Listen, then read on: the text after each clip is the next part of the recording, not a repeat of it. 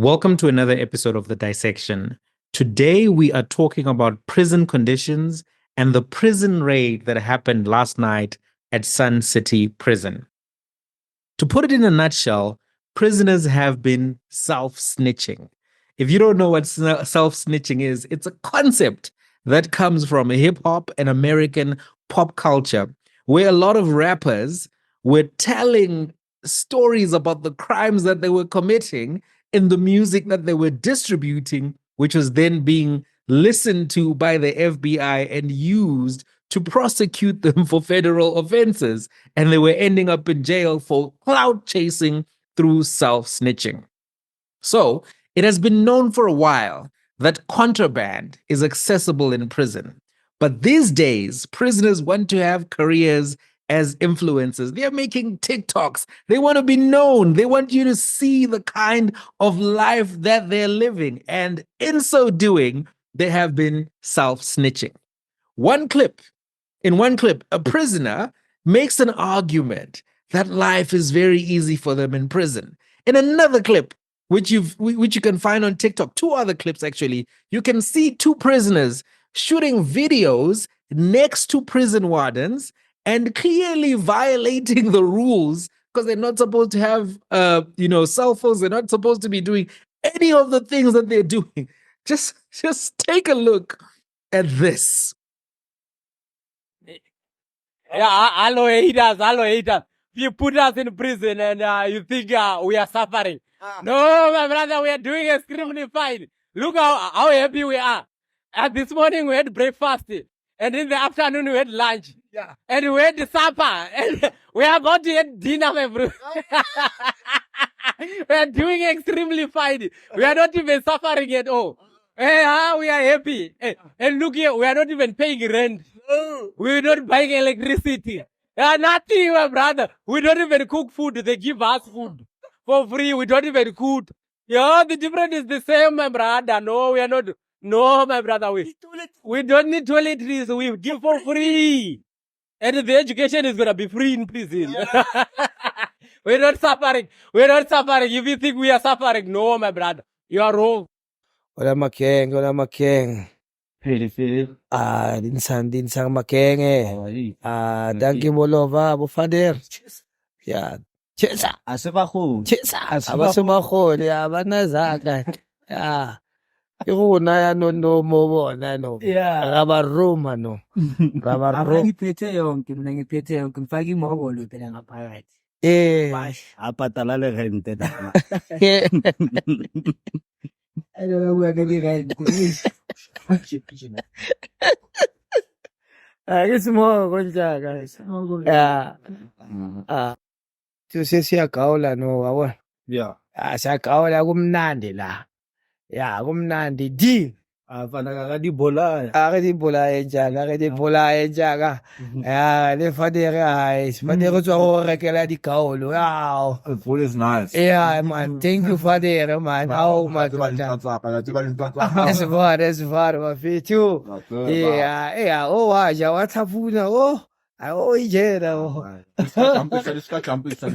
So after these prisoners were playing all of these clips, of course, these clips were seen by police officers, members of the public. They went viral, and I'm sure the new Minister of Correctional Services also saw the same clips.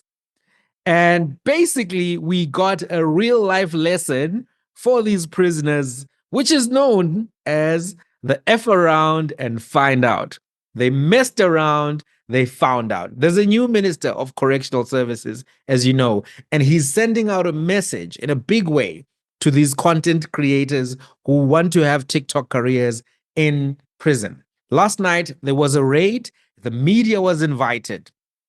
PlayStations, phones, makeup kits. I don't know what a makeup kit is doing in prison. Televisions, various forms of contraband were found. And if you look at the clips, you will see that, it's hard in prison. But at the same time, how are these people getting all of this stuff into prison? Anyway, here's what it looked like last night.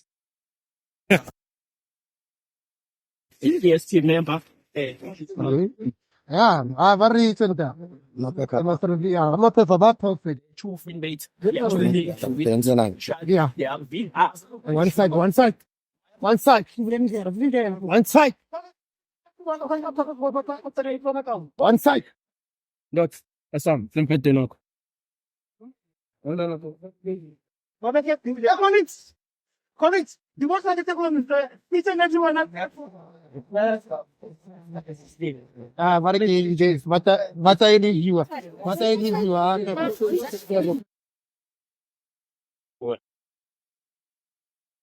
Sempre code. O canal vai. Até ensinar. Ai, me diga tanto eu não me entendo não, não é? Que ele deve. Isso para mim? De tá mas de dentro do outro, não. É, perfeito. Ok. Mas tu não foi só. Ah, de to. Right? Diga. Are aí nunca. Let us there but like them viewing. No, I can do I still do.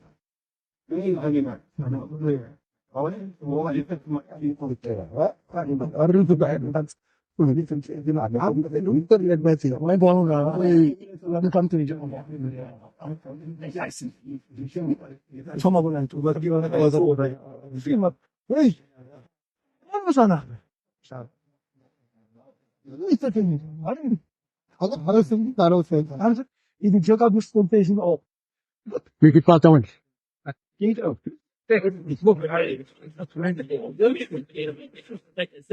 I think about this video, people say, Fisher's not below. We know you part on. For all of it. Clear for all of one. Clear to what I got.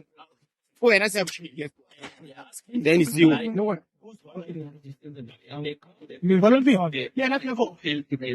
Just want to see what is it that is inside that market because that inmate was called from outside where the raid was conducted and she was told to come inside so that they want to see. Just and we want to see. Yes,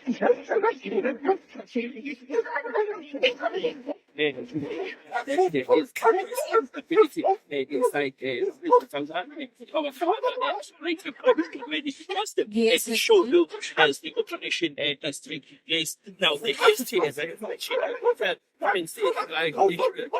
it's busy today. Next someone they get ice there. They are fixed actually on them and they and then now they are very busy in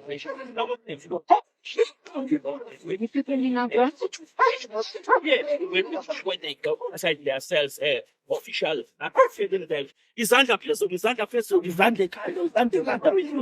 they must put their hand on their face because without the state that's the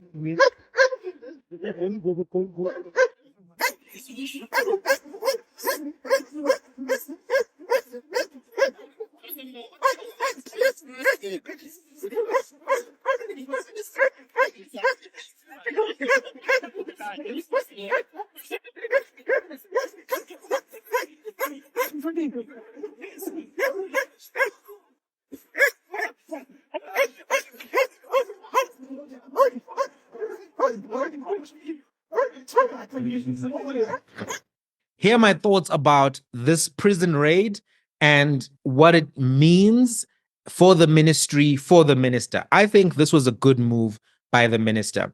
Raids have happened, this kind of raids, they've happened before, but they've not been given media attention. The media has not been invited. And as a result, the public has not been aware of how difficult it can be for prisoners in prison and how the kind of TikToks that we see are not just left alone and nothing happens.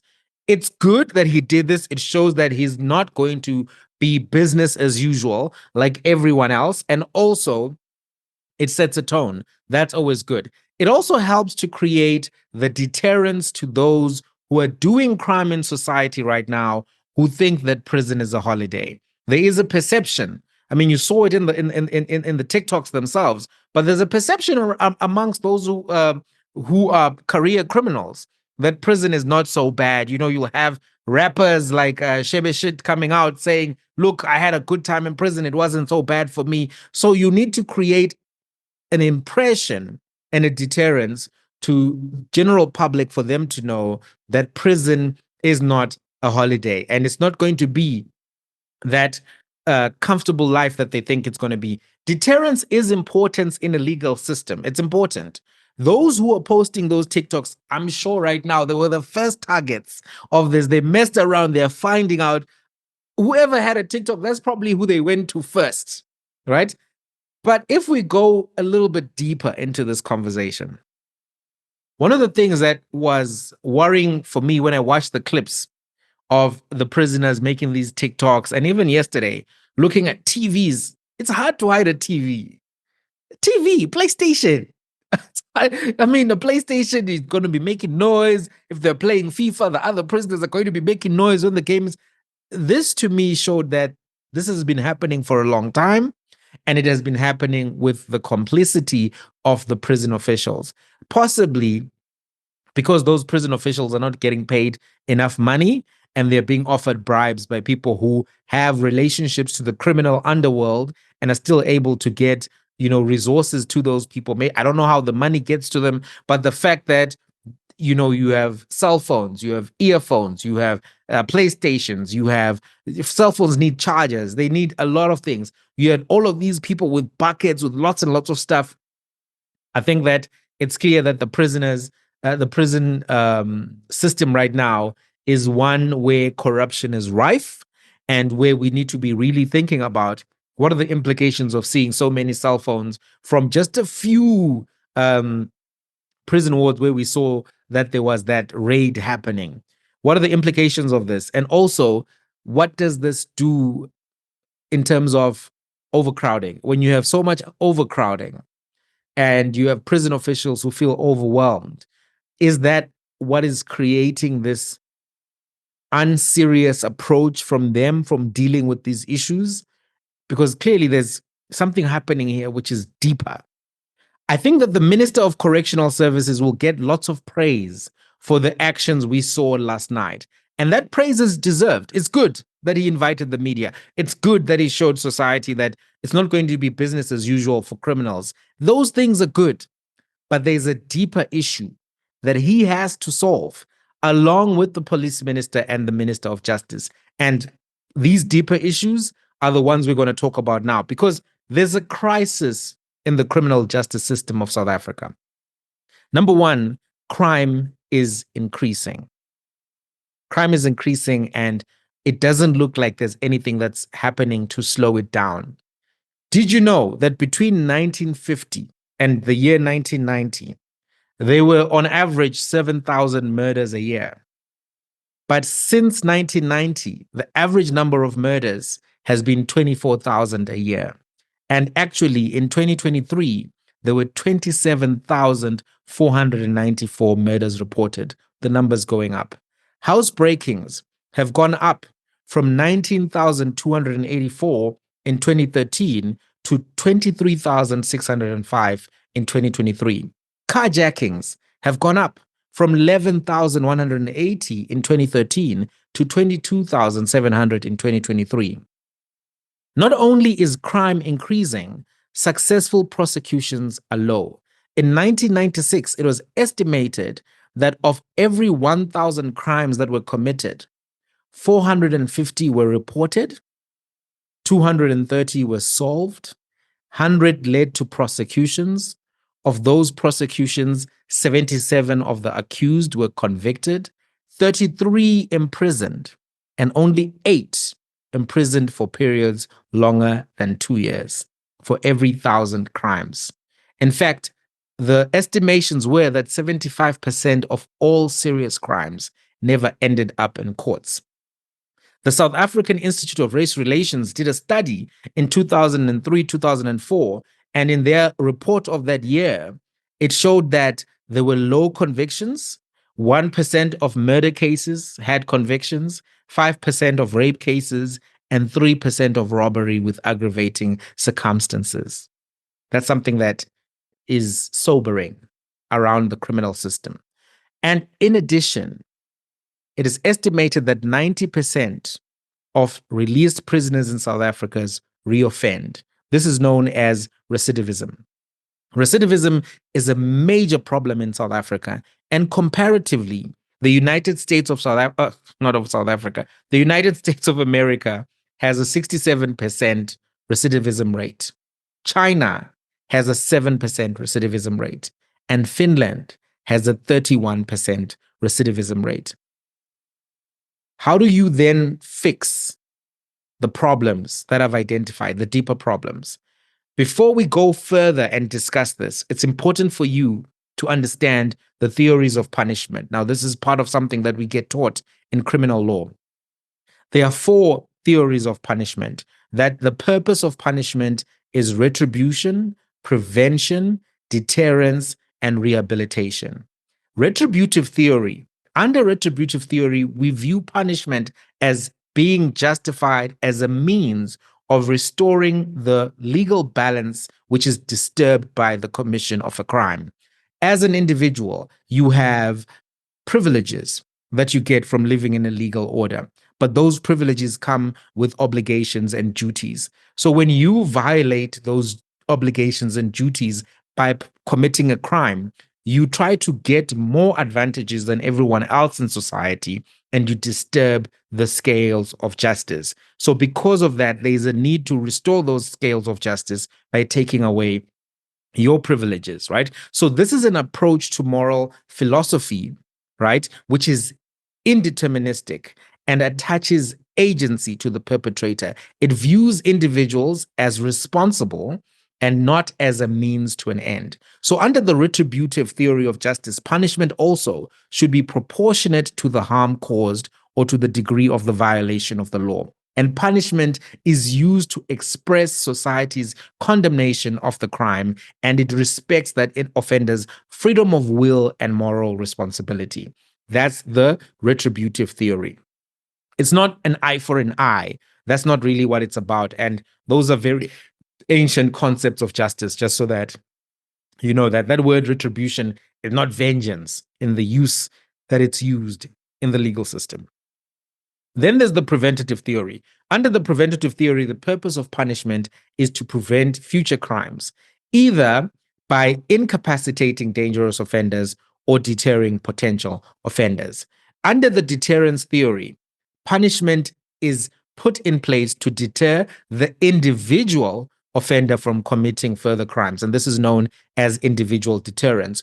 Or also you have general deterrence, where you seek to prevent the general public from committing crimes. So successful deterrence itself, for it to work, it requires belief in the possibility by the general public of a conviction. And this is a challenge in South Africa. And it's one of the things that all of the ministers must be thinking about. Because when you have failure to trace suspects and accused, when you have failures to prosecute them, when you have very early parole for serious crimes, these factors may reduce the deterrent effect overall, because people are not going to stop doing something if they think they can get away with it. Even politicians are showing that they're not deterred from taking bribes for tenders, for all manner of things. The police are taking bribes. Everybody's taking bribes because the deterrence is not something that is fully in effect. In addition, it's always important to remember that people do not always commit crimes rationally. When they're angry, they don't think, oh no, there's a serious sentence for this particular crime, etc., etc. They may fight, they may do particular things, not out of a place of rationality, but out of a place of passion or other reasons which don't actually factor in this particular type of thinking. Then there's the rehabilitation theory, which says that punishment should aim to reform the offender and address the underlying psychological or social factors that led to the criminal behavior. It's important to recognize that the retribution theory is based on what is known as a categorical imperative, which is looking at the moral philosophy and the principle as a end of itself, not as a means to an end, right? Whereas the preventative, deterrence, and rehabilitative theories of justice have a utilitarian or teleological approach to moral philosophy, which is to say, they are focused on the outcomes as justifications for a moral action. If the result of an action is viewed as being greater for society or better for society, it is therefore justified. So you'll find that the consequences to society are factored in thinking around preventative, deterrence, and rehabilitative theories of justice. So it's a different philosophical approach. Now, South Africa uses a combination theory. The combination theory is an approach where courts do not reject any single theory of punishment, but instead apply a combination of the different theories. The key points of the combination theory are the following. Courts apply a combination of the retributive, deterrence, and reformative theories of punishment rather than solely relying on one theory. The specific combination and weight given to each theory is determined by the court based on the unique circumstances of the case, including the crime, the criminal, and the interests of society. While courts emphasize the importance of individualization of sentences, they also recognize the need to maintain some uniformity where the relevant circumstances in the cases are similar. The combination theory allows courts to balance the different considerations of punishment, including retribution, deterrence, rehabilitation, rather than prioritizing one theory over the other. So now you have some kind of understanding of the theories of punishment, the purposes, the numbers. We're not just talking about cell phones anymore. We're thinking deeper. We've dived deeper. We've dissected this thing. So let's ask ourselves the question, how can SA prisons improve reoffending?